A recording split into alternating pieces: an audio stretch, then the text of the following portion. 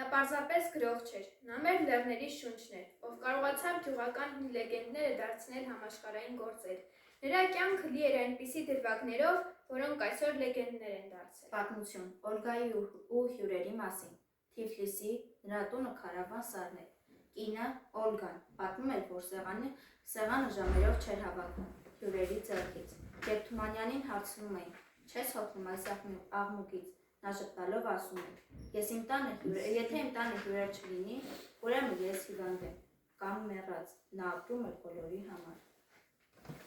Պատմություն Իսահակյանի ու անմահության մասին։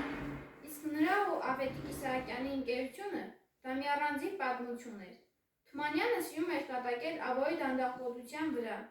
Մի անգամ ասել է. Ավոն այնքան դանդաղ է քայլում, որ եթե նրան ուղարկենք մահվան հետևից, մենք բոլորս անմահ կդառնանք։ Բայց նրա կատակների տակ մեծ ցավ կար։ 1915-ին Էջմիածնի որբերին օգնելիս նա հակառակվեց անգամ կաթողիկոսին, բացելով վեհարանի դռները երեխաների առաջ։ Նա ասաց. եթե դու ամենայն հայոց կաթողիկոսն ես, ես էլ ամենայն հայոց բանաստեղծն եմ։ Այսօր էլ նրա ամեն մի տողը մեզ համար հոգու հաց է։ Կանաչ վիթխարի ընկուզենու տակ, իրենց հասակի կարգով ծալպատակ, միասին բազմած մի շրջան կազման, քեֆ են անում և ուրախանում, մեր հսկա պապերն ու մեր հայրերը, գյուղի տերերը։ Մենք Արույր ուժի երջուկ մանուկներ, 3 դասընկեր, նրանց առաջին գլխաբաց կանգնած, ձեռքերս խոնարհ սեղմերից դրած, սիլ ուժեղ ձայնով նրանց սպասում, տաղ էին ասում։ Երբ զվարթազայն մեր երգը լռեց, մռայլ թամադեն բեղերն ոլորեց։ Նրա հետ վերցրինիքը բաժակներ, բոլոր մեծերը, ու մեզ օրհնեցին, ապրեք երեխեք, բայց մեզ պես չապրեք։ Ժամանակն անցավ, նրանք էլ անցան, զվարթ երգերը զրշտալի դարձան, ու ես հիշեցի մեր օրը լալիս, թե մեզ օրհնելիս, ինչու ասացին, ապրեք երեխեք, բայց մեզ պես չապրեք։ Խաղաղություն ձեզ մեր ամբարդ պապեր, ձեզ տանջող ցավը մեզ էլ է պատել։ Այժմ տխրության թե քեֆի ժամին, մենք էլ օրհներիս մեր զավակներին, ձեր խոսքն ենք ասում, ապրեք երեխեք, բայց մեզ պես չապրեք։ Թումանյանի համար հայրենիքը միայն հողն ու ջուրը չէին, դա մի մեծ ու տանջված սիրտ էր, որի յուրաքանչյուր վերքը նա զգում էր իր մաշկի վրա, նույնիսկ ամենամութ ու անհույս տարիներին, երբ թվում էր հայոց երկիրը դառնում է մի մեծ գերեզմանոց, բանաստեղծը տեսնում էր գալիքի լույսը, նա գիտեր մենք չենք մեռնելու, մենք առնելու ենք, այդ հավատով էլ նա կերտեց իր ամենահզոր պատգամը հայրենիքիս հետ։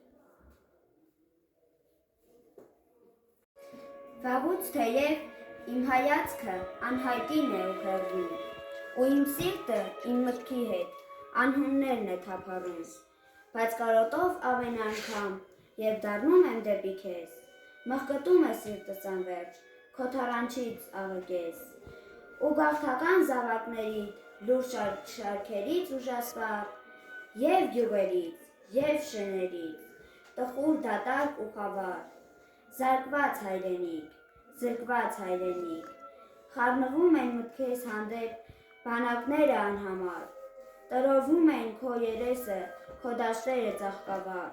ու ջարդարար ողմակները աղաղաղով վայրենի, ավարներով, ավերներով, խնջույքներով արյունի, որ դարձրին քեզ մշտական սև ուսուքի մի հովիտ, խեղճ ու լալկան քո երգերով, հայացքներով անժպիտ, ողբի հայրենիք, որբի հայրենիք։ Հայցինը նոր քո վերքերով կանգնած ես դու կենթանի, կանգնած խորհրդավոր ճամփին նորի ու հնի, հառաչանքով սրտի խորքից խոսք ես խոսում Աստծու հետ, ու խորում ես խորին խորուրդ տանջանքներով ճարաղետ, խորում ես դու այն մեծ խոսքը, որտի ասես աշխարհին ու պիտի դառնաս այն երկիրը, ուր ձգտում է մեր հոգին, լույսի հայրենիք, ու պիտի գա հանուն կյանքի արշալույսը վառ հագած, հազար լույսաբաձար, հոգիներով ճառագայած,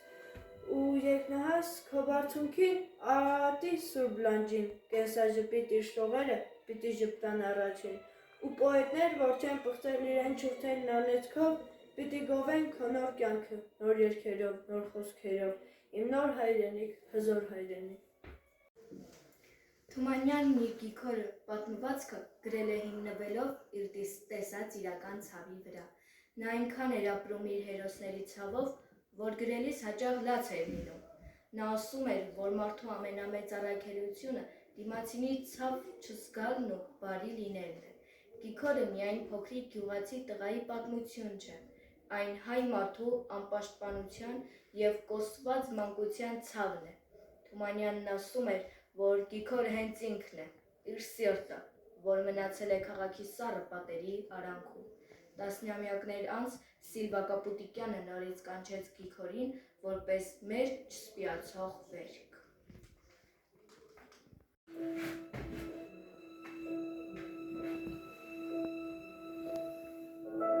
Դու ինձ հուզել ես այնքան,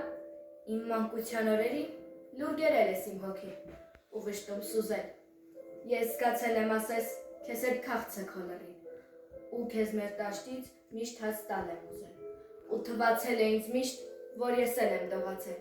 քեզ հետ ծեծված անձրևին ցրտահար ու մերկ։ Երազիս մեջ էլ անգամ ես քեզ հետ եմ մնացել ու կանչել եմ տխրաձայն էստի համեցեք և զայրույթով է լցրել մահդ իմ բարի հոգին, անմեղ իմ սրտում վերքեր է բացել։ Խուժելով հաշտ լույսի մեջ, իմ մանկության աշխարհի փոքրիկ Գիքոր, առաջին իմ վիշտն ես դարձել։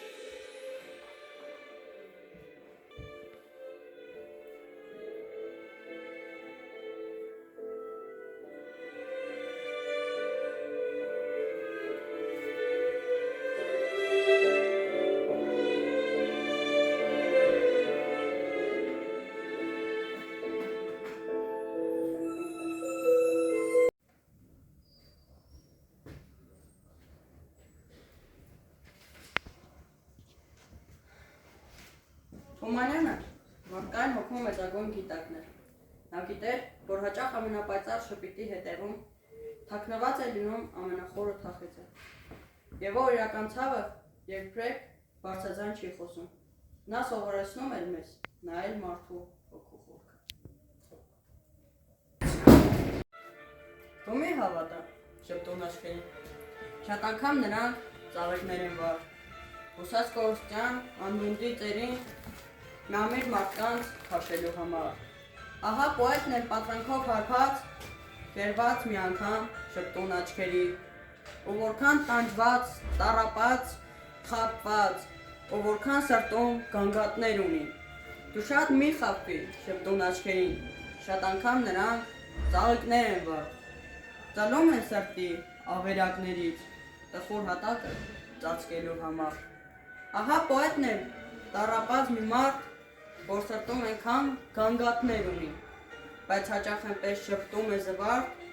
ասես թե քեզնից հաղթավոր լինի։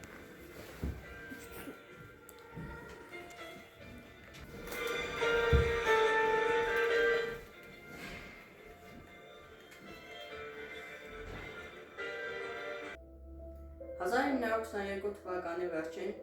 բանաստեղծին տեղափոխում են Մոսկվա։ Այնտեղից էլ պետք է տանային Բեռլին վիրահատության, բայց իզուր։ Հիվանդի վիճակը անհույս էր։ Այդ ծանր վիճակում էլ նա մտածում էր. ինչ եմ գրել մինչև հիմա, մի քանի տող բռած ոտի վրա։ Գարունքի հետ ինչեր եմ թափելու, ինչեր, բայց Մեռնող բանաստեղծը բժշկին հարցնում է. ինչ է մարդը։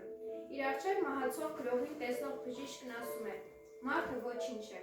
Այդ պատասխանին Թումանյանը հակադարձում է. մարդն ամեն ինչ է։ Բժիշկն ապրողն էր, Թումանյանը մահացողը, եւ հավանաբար հենց այս երկխոսության մեջ ամփոփված Թումանյանի կյանքի բանաձևն ու կարգախոսը։ Մարդն իսկապես նրա համար ամեն ինչ էր։ Հենց այդ պատճառով էր նա պատրաստ անverջ ինքնամոռատ զոհաբերվելու։ Եվ առհասարակ է, ինչ կարելի է ասել մի մարդու մասին, որի մահից առաջ ասված վերջին խոսքն է եղել, ուղղված մեզ բոլորիս, ողջ ժողովրդին, ոչ աղքացեք։